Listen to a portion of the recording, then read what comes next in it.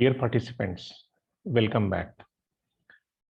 So, in the last class, we have had discussion on codominance, blood types, and we also solved few MCQs. So, by the time we have a pretty good idea about Mendel's dominance, recessiveness, blood types, incomplete dominance, codominance, etc. So, in today's class, we will discuss about pedigree because I feel that pedigree in past couple of years, there is a trend to put at least one question related to pedigree. So today I will discuss the basics of pedigree, and in next class or so we will solve few questions so that you will be well versed with this pedigree analysis and sex-linked traits, and also dihybrid cross and Mendel's third law. All we will discuss today, the theoretical part. So pedigree is, it's a kind of diagram which actually shows the family history, and there are standardized symbols for the same. So the pedigree actually shows the relationship between family members, and they have certain phenotypic differences. Fine. So this is the picture of a pedigree analysis. Pedigree. You can see different kind of variations. Why I'm saying the variation, because there is a structural variation. This is your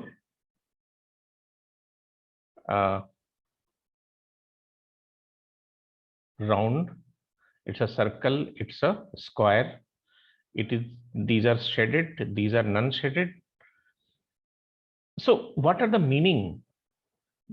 You have to first learn the meaning of these things. So if it is a square, it's a male. If it is a circle, it's female. If there is a line drawn between a circle and this square, then it says about mating. अब हमें देखना है जो progenies पैदा होते हैं, ठीक है, वो ट्विंस हैं नहीं हैं. If they are identical twins, so there is a triangle drawn between these two.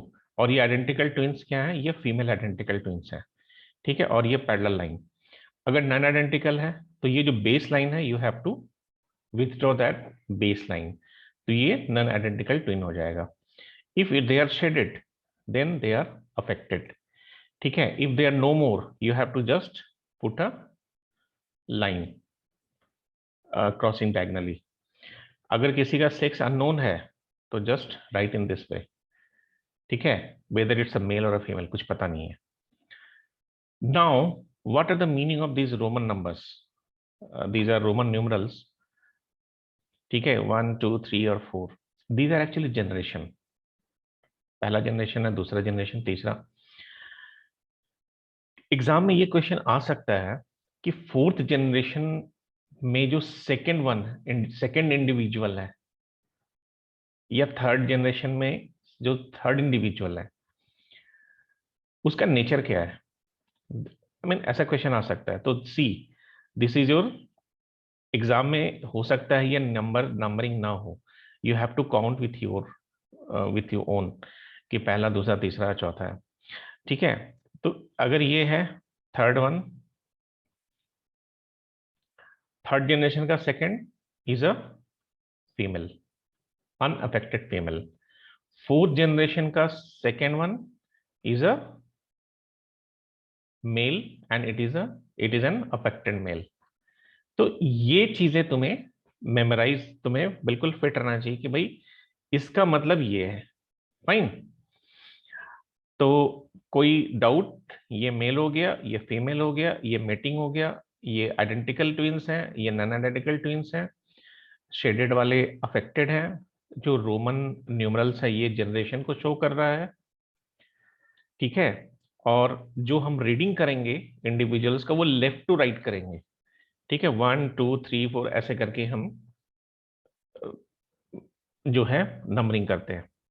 सो ये एक छोटा सा चार्ट बना दिया है, एक बार देख लेना तो आइडिया हो जाएगा। Now come to dihybrid cross. By the time you people have well versed with monohybrid cross, where only one character was considered, कि शेप है या साइज है और कलर है, we generally consider only one character. Now this is a cross which consider two character at one time, ठीक है। अब to character one time का मतलब क्या हो गया? Two character one time means pod colour भी ले रहे हैं, पॉट शेप भी ले रहे हैं, ठीक है। हाइट भी ले रहे हैं, कलर भी ले रहे हैं, ठीक है। जो 7, याद करो, जो 7 कॉन्ट्रास्टिंग कैरेक्टर्स हमने लिया था उधर, जो आपको चार्ट दिखाया था, 7 contrasting, pod shape, pod colour, dwarf, wrinkle, ये सारी जो चीजें थी, we have to consider two character one time. In this case you see yellow and round, और इसका कॉन्ट्रास्टिंग क्या है? Green and wrinkle. तो यू नो एक trait is govern by two genes. तो अब येलो है तो you have to put Y Y, ठीक है। और राउंड है, राउंड डोमिनेंट है, तो it is like R R. Green है because this is recessive character, या फिर तुम्हारा डोमिनेंट नहीं है, तो it is written in small letter corresponding to the dominant gene. तो इसमें ग्रीन है तो हम जी नहीं करेंगे, यहाँ पे भी it will Y, small letter. And wrinkle is again this. तो ये आपका इस तरह से हम लोग इसे शो करेंगे, ठीक है। सेम चीज एक डायग्राम के थ्रू हमने दिखाया है यहाँ पे। यहाँ पे देखो सेम येलो राउंड पीस थे, ग्रीन। इसमें फर्स्ट जनरेशन आ रहा है, they all are yellow and round, ठीक है। यहाँ पे ग्रीन जो तुम्हारा करेक्टर है वो अपियर नहीं हो रहा है, ठीक है। F2 जनरेशन में कुछ जो तुम्हारा है वो ये करेक्टर आपका अपियर हो रहा है, ठीक है। अब मेंडल का थर्ड लॉ क्या कहता है?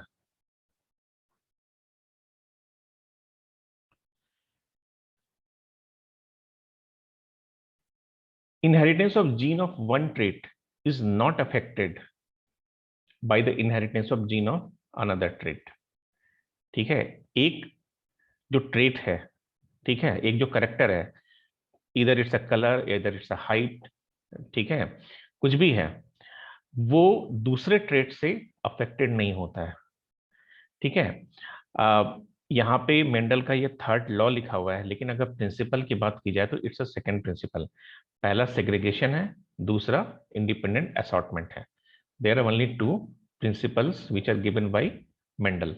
एग्जाम में ये आप इसको सेकंड प्रिंसिपल मान के चलोगे, ठीक है। तो in other words, during gamete formation the two alleles for one gene segregate and assort independently of the allele for other gene, ठीक है। तो this is your independent assortment. हम अपने हिसाब से चलेंगे, this is independent assortment. You can't change my perception, you can't change my fate, समझ रहे हो? This is independent assortment. एकला चलो रे।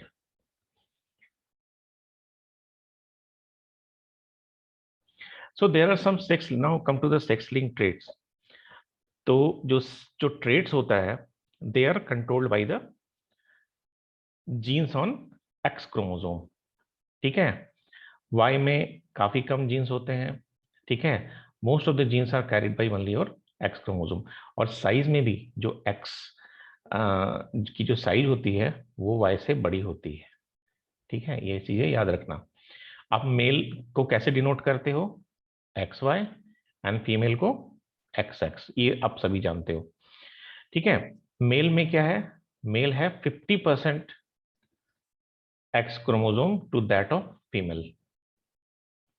ठीक है, तो हमारे पास जो नंबर ऑफ जीन्स इस तरह से अगर आप सोचोगे तो हमारे पास कम है। फाइन। तो ये सारी चीजें थोड़ा सा आपको अपने माइंड में रखना है कि male have only one X chromosome, so they have only one gene for those traits. Fine. But it is easy for any male to inherit this sex linked in recessive traits. Fine, क्योंकि इसमें एक एक भी अगर एक gene भी I mean x को ही carry करके ले जाना है, ठीक है, तो इट इज इजी, क्योंकि एफर्ट हमारा 50% लग रहा है। ठीक है, एक भी अफेक्टेड है, सारे मेल्स अफेक्टेड हो जाएंगे। फीमेल में ऐसा नहीं है। ठीक है, तो देखो, इसमें मैंने कलर ब्लाइंडनेस आगे नेक्स्ट क्लासेस में हम इसमें बहुत सारे ट्रेड्स होते हैं, कई सारे इसमें डिजीजेस हैं, वो सारा एक मैंने चार्ट बनाया हुआ है। बट अभी मैं कलर ब्लाइंडनेस और को थोड़ा डिस्कस कर देता हूँ। तो कलर ब्लाइंडनेस क्या है? एक रिसेसिव सेक्स लिंक ट्रेट है। अब अगर मेल अफेक्टेड है तो मेल में वो आएगा कैसे? मेल को अपनी मदर से मिलेगा। ठीक है, इस पे एक एक्स जो है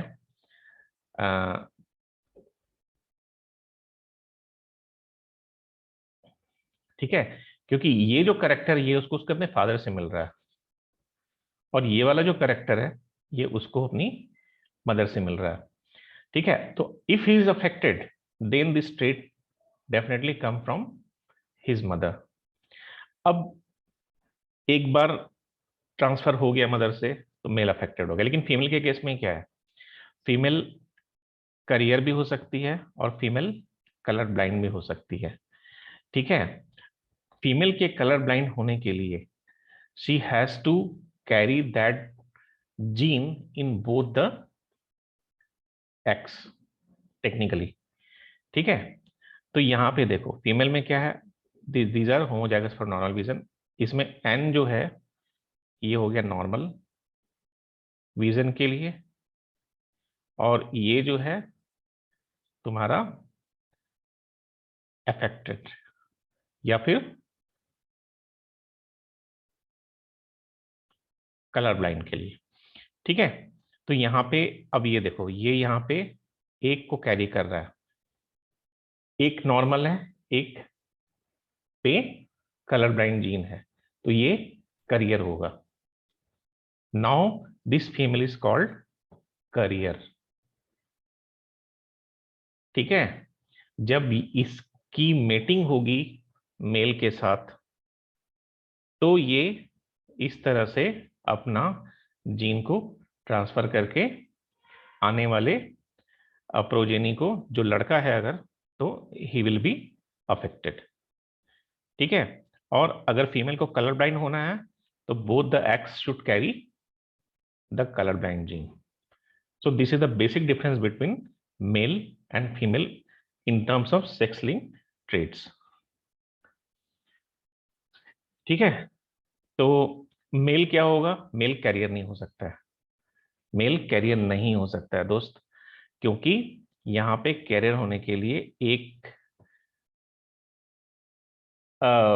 नॉर्मल जीन चाहिए, एक कलर ब्लाइंड जीन चाहिए, सेम टाइप ऑफ क्रोमोसोम पे। यहाँ पे क्या है? मेल का ये वेरिएशन है। मेल एक्स और वाई होता है, ये कैरी नहीं करेगा। ये यहाँ पे जैसे ही या तो नॉर्मल विजन होगा, means it carry all the genes which are not color blind, then he is normal, and he जैसे ही ये कलर ब्लाइंड जीन आया वो कलर ब्लाइंड हो जाएगा, वो रिसेसिव, वो सॉरी वो कैरियर हो ही नहीं सकता है। ठीक है, तो यहाँ पे याद रखना कि male cannot be carrier of recessive sex link trait. ये आप बिल्कुल सेट कर लो ब्रेन में कि मेल जो है वो करियर नहीं हो सकता रिसेसिव सेक्स लिंक ट्रेट्स के लिए। ठीक है, ही विल बी अफेक्टेड और नॉट अफेक्टेड। फाइन। तो in the next class we will discuss about few of the questions, जहाँ पे क्वेश्चंस को हम देखेंगे और लास्ट ईयर के भी क्वेश्चंस हम लोग थोड़ा डिस्कस करके देखते हैं क्योंकि ये सारे जो भी जेनेटिक्स जो पहला मॉड्यूल है, ये बहुत ही इंपॉर्टेंट आपका पूरा मॉड्यूल है। ज़्यादा से ज़्यादा क्वेश्चंस आप प्रैक्टिस करो। इसमें गलत भी होते हैं, इसलिए मैं डिस्कस भी कर रहा हूँ, कोशिश कर रहा हूँ कि जितने आपको क्वेश्चंस भी क्लास में सॉल्व करा दूँ। ठीक है, if you have any query please message me. ठीक है, I will take care of that. So अभी के लिए thank you, and in the next class we will see further कि हम क्या पढ़ते हैं।